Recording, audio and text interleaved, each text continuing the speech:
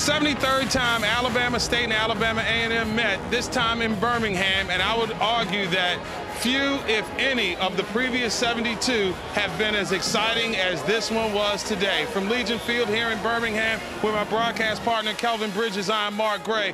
Alabama A&M, in one of the bigger upsets in the SWAC, knocks off Alabama State, pretty much derailing their East Division championship hopes with a come-from-behind 37-36 victory in a classic case of David versus Goliath. There's no question about it. Alabama State, the favorite coming into this contest, started out with the early lead, but could not maintain the lead throughout the ball game. You continue to see Alabama A&M fight back in this ball game. Turnovers, penalties.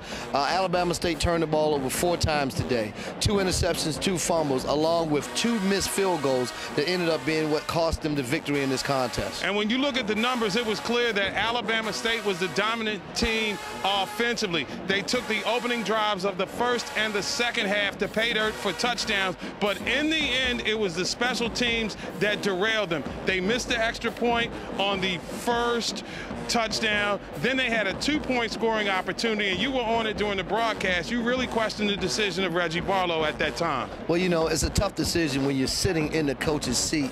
But then again, you have to determine, based on my personnel, what would be the best decision to make. At that time, you know, they had some flaws with the field goal kicking, but they decided to go for it. But the way that they decided to go for it is what concerned me, simply because you have the best running back in SWACs, and some say one of the top running backs in FSC football. And to actually come up with some sort of razzle-dazzle play that actually never got off to a great start from the beginning, and Alabama A&M was all over it, I don't know, it kind of behooved me to even assess why you even call that type of play. Interesting to note that the big players really did step up for Alabama State. Malcolm Cyrus was the big guy. He really stepped up. But in the end, you'd have to say that it was Alabama A&M's quarterback, Jamison Lee, who was the difference in this game with the intangibles that only great field generals have. Well, you look at the numbers coming into this contest, Alabama A&M, you know, a lot of people didn't make a lot of noise about this team because there were no real big-name players on this team. But it came in the #2 team in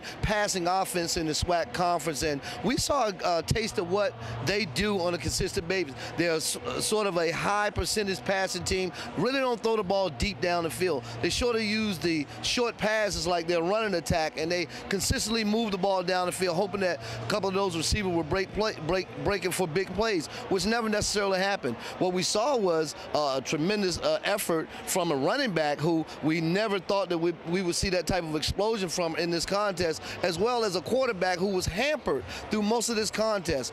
Basically on one leg, injuries consistently, was knocked down a couple of times, got up, went out of the ball game, came back in the ball game, but continued to deliver that resilience and put this team on his back, and in the end, drove them to victory. And we definitely do have to give an unsung hero mention to Brandon Edelmeyer. His 63-yard run in the third quarter set up a big touchdown, which got them right back into the contest. So as we put a postscript on the game, you look at Reggie Barlow. This was his 8th Magic City Classic as a coach.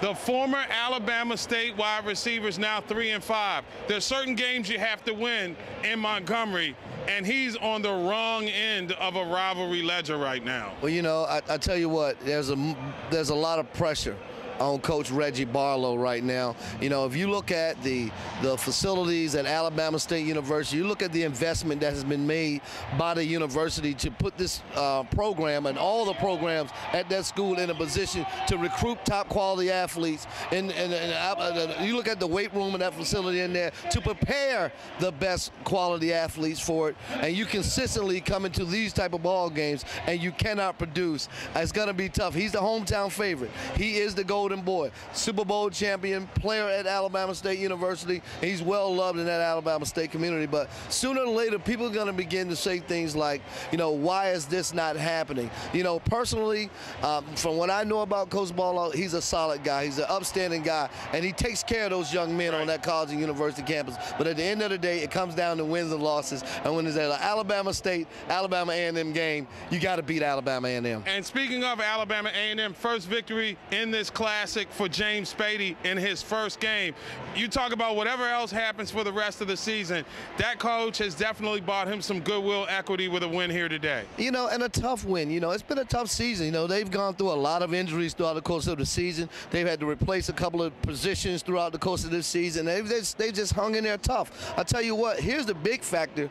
Alabama A&M still has ball games that can determine whether they'll end up in the SWAC championship or not. Obviously, there are a lot of people who have something to say about that, but with this Alabama A&M team, a team that doesn't have the big name, I'm gonna start calling them the no-name team, doesn't necessarily have the big names, but somehow they're scrappy enough and savvy enough, and you know, I'm really impressed with Coach Spady's just management of the ball game and the decisions that he's made throughout the course of this particular ball game and others. As to, here's a team that they're very, very dangerous. They think that they should be winning because of the, you know, the program and what they've done in the past. So there's a lot of people that's got to play this Alabama State team coming down the stretch, and they still have some huge games left. Yeah, A&M figures to be a tough out for the balance of the season, but your first Magic City Classic right down there on the stage behind us, we're getting ready for old school with Belle Biv DeVoe. But you talk about a post-game concert, a great battle of the bands, all the tailgating that goes on. I mean, I've kind of gotten used to it. So for you as one who's sort of cutting your teeth the first time,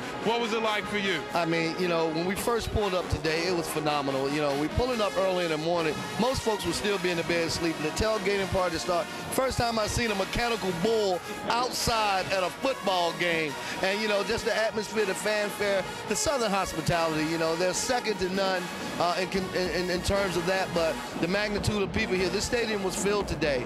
And, you know, if you're a player down on the field, can you imagine the feeling playing in front of a sold-out capacity crowd of your people cheering you on out there in a huge contest like this? A lot of kids don't get the opportunity to play in this type of venue. So, you know, you got to feel great for the kids and the coaching staff of both ball clubs. Well, as we close the book here from Birmingham, it should be noted that after their opening game loss, Alabama State won 5 in a row. Since then, they've lost 3 in a row.